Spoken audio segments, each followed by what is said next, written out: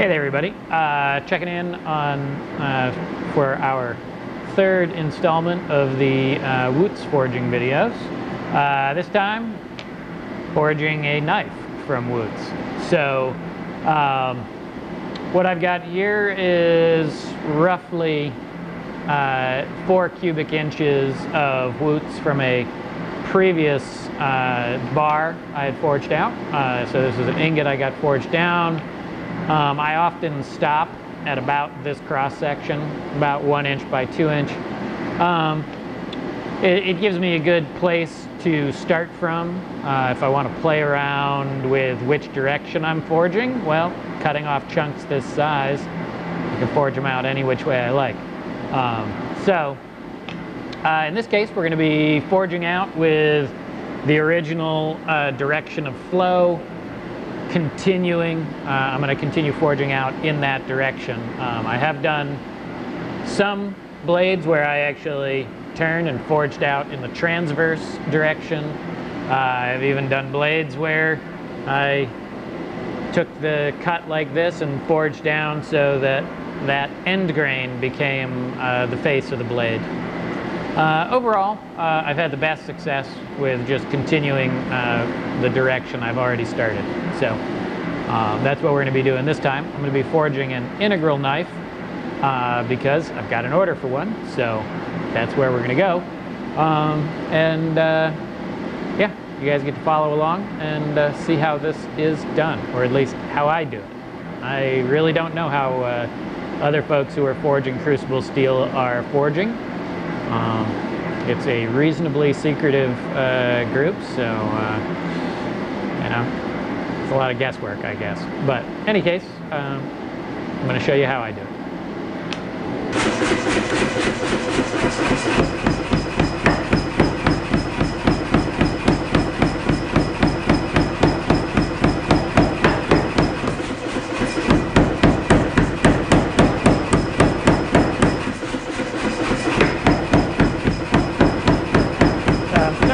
Here,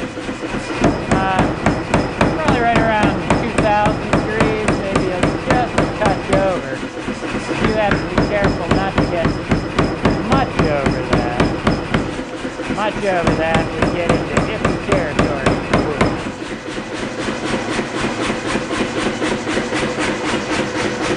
I can continue forging a little bit further on this.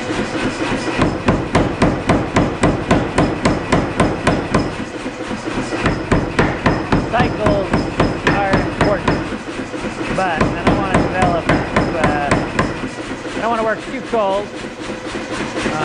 It's really easy to get serious fish mouth.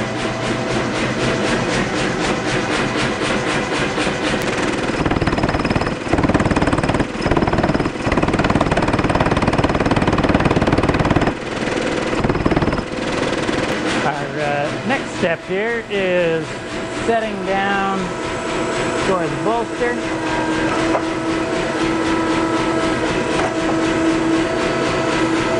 Take this in a couple of rounds.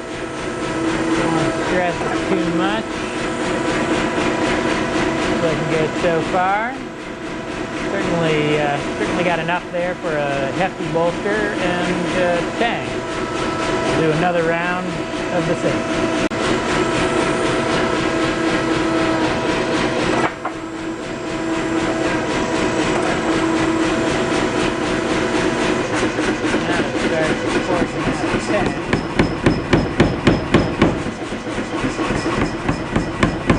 Where Mareko and I differ on our approach. He leaves this very square block of bolster because that works well with the system. I prefer to go ahead and forge out my tank material because that works better for me. So I'm getting a little bit of splitting at this end. I was working that pretty hard probably a little bit too cool. That doesn't make me concerned for the integrity of the bar. Just, you know, it's in the tank. If it's going to do it anywhere, that's the place for it.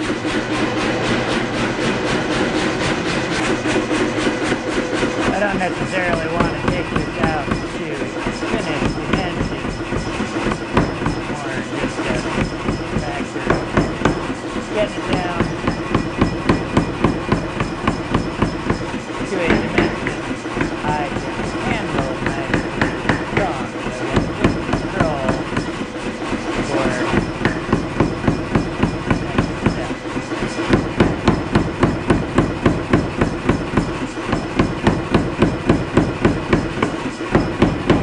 step. Many steps. There we go. So, now we're going to switch, working on the blade.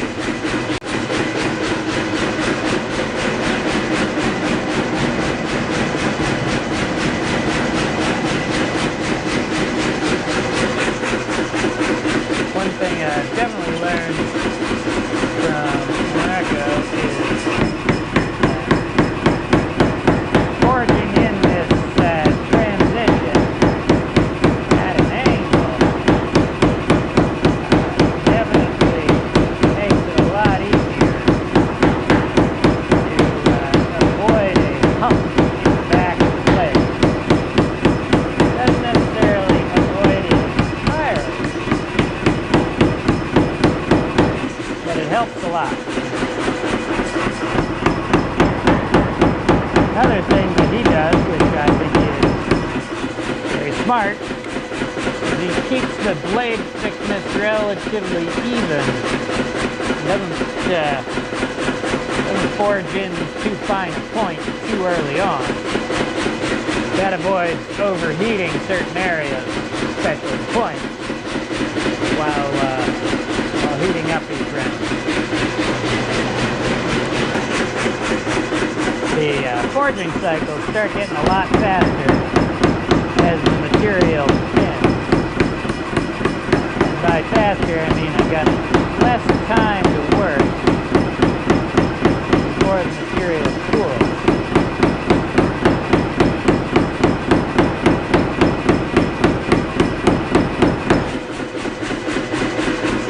It is important to work from both sides here, because otherwise what will happen is that I'll be set to one side on the bolt.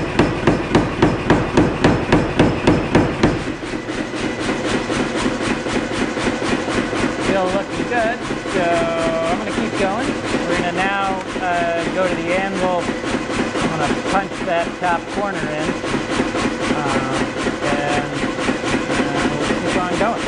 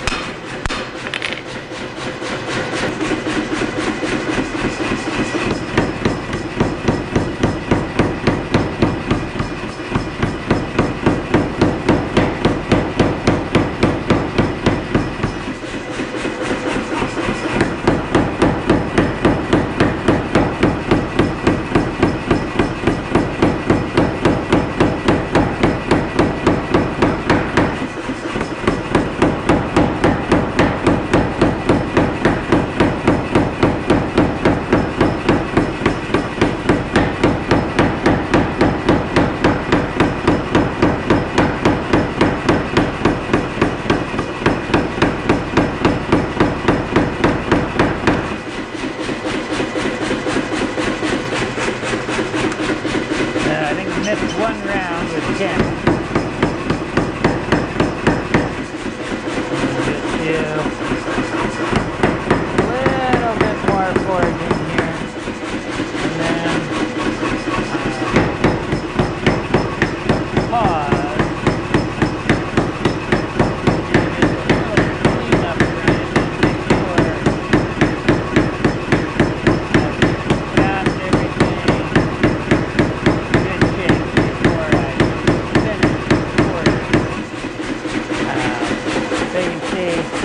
Got a little bit of a seam here. When I set in the bolster, a little bit of a tear. Probably just took 2 bites when I was setting that in. I think that's it, but what I'm going to do is just go over it quickly. Let it cool, go over it quickly with a grinder, and make sure there's nothing that I'm missing, and then do the finished forging. I did some pretty minimal cleanup grinding.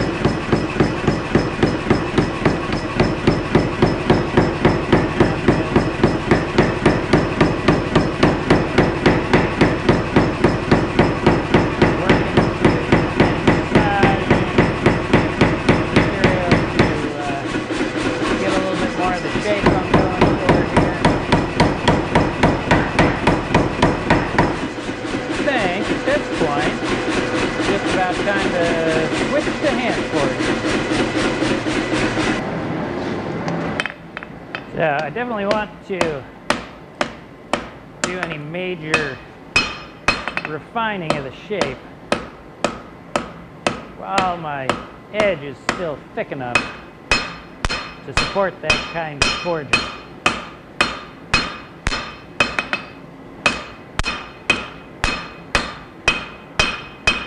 And key aspects of forging integrals is you absolutely have to keep that bolster off the anvil at all times. And don't hit it.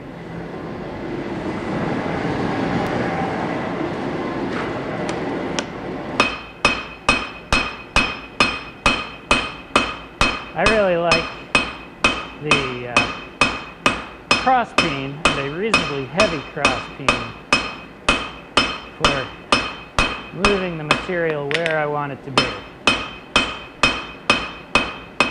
One thing of note, I'm not forging on the end yet. I'm leaving that a little bit thick. That is, again, to help prevent overheating.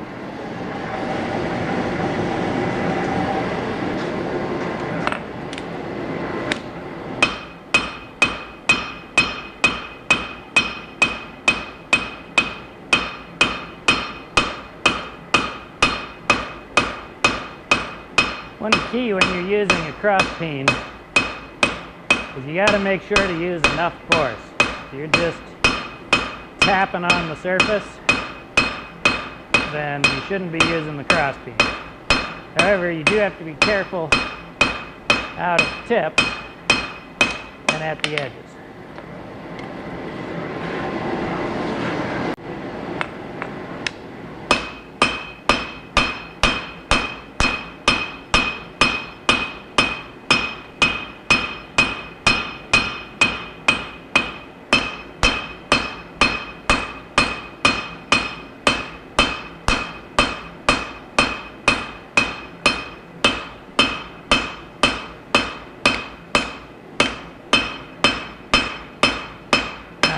Among other things, find that using the cross peen helps stir up the pattern, so to speak. Wootz, just like a very fine grain, hit the bolster, fine grain Damascus, will show a lot of this forge work in the final etch. So I'm essentially manipulating the grain, and by that I don't mean the crystalline grain, but instead grain as in wood grain. Silly wire. Get out of my way.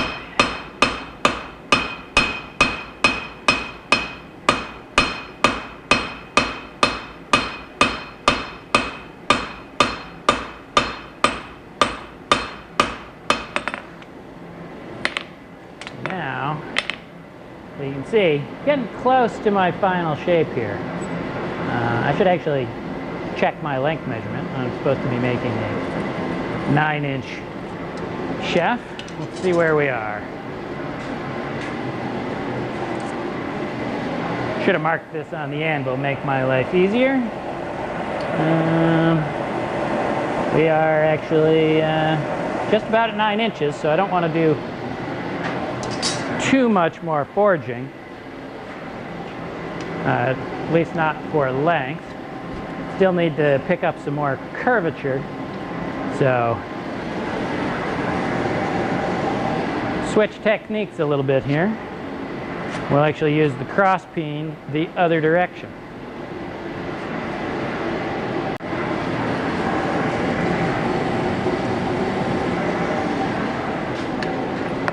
Now, we'll use the cross peen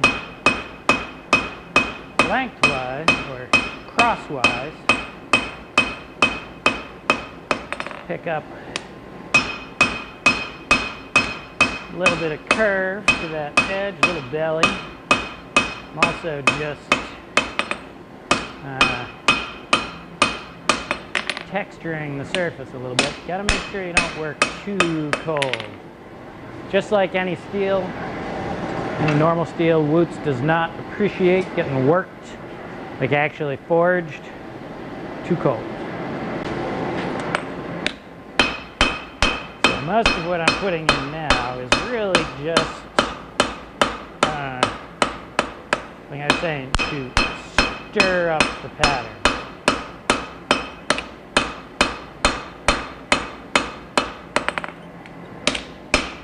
Key to work both sides, because forging one side will tend to smooth the other.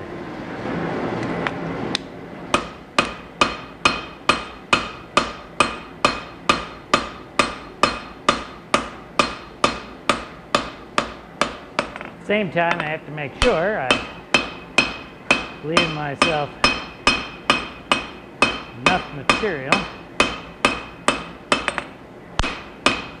Once I grind through my texture, that'll be enough there to make a knife.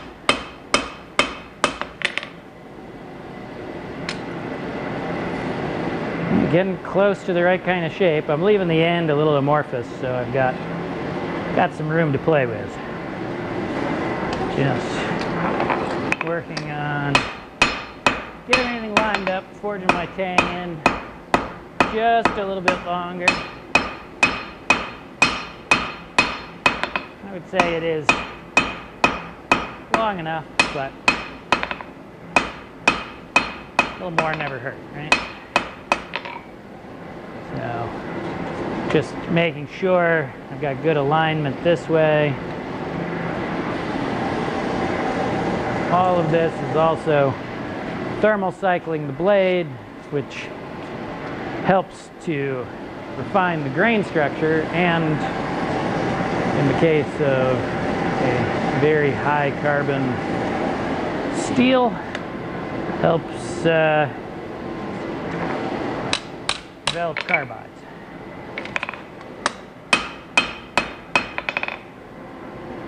Gotta make sure it's all aligned, then we'll switch back around, focus on the blade, leaving just this little extra thickness in the tang that lets me adjust for center in the grinding.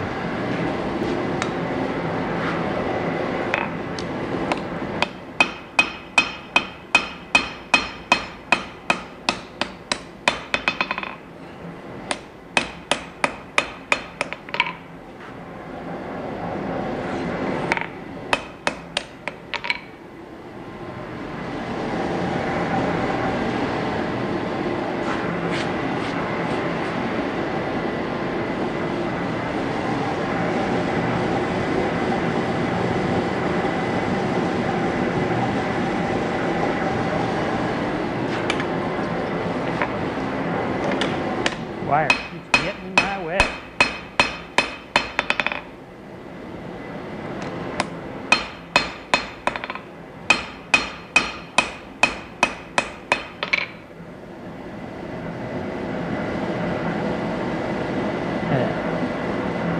Funny little mark on there, which we'll check out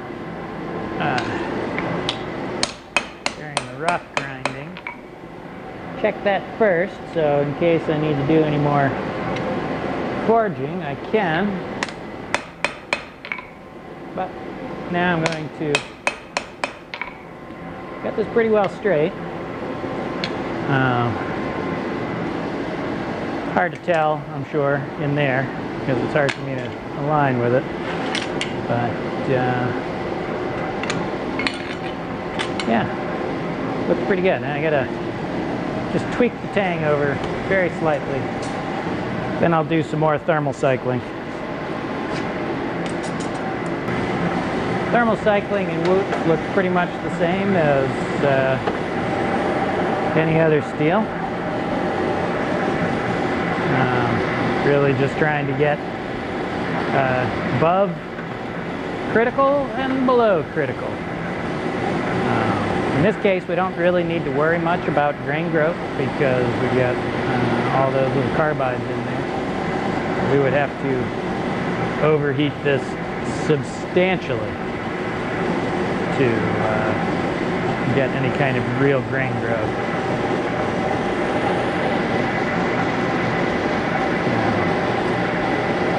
Basically, if you're looking at it, I don't know if this shows up, but you can see there's sort of a shadowy darkness.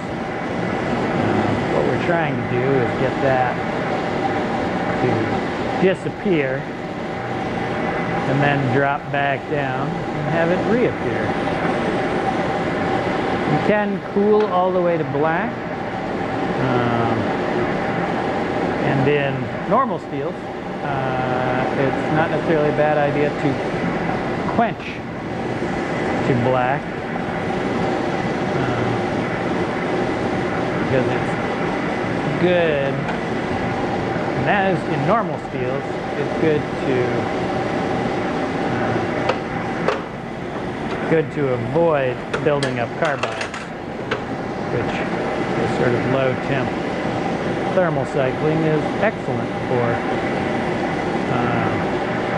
Whereas in Wootz, that's exactly what we're trying to do. We want to keep our grain refined, but we also want to tie up as much carbon as possible in our carbides, and that'll give us the best effect. It also, by tying up carbon in our carbides, means that we can heat treat essentially as though this was a eutectoid steel, like 1080. The fact that we've got good zones of carbides helps tie up that carbon better than just in a normal steel of similar carbon content. I'm making sure that I'm doing a fairly slow thermal cycle, or a slow cool anyways, because that should help concentrate, allows the carbon to be mobile and concentrate into our carbide regions. So I'm going to just continue doing this for, I don't know, say 5 more cycles.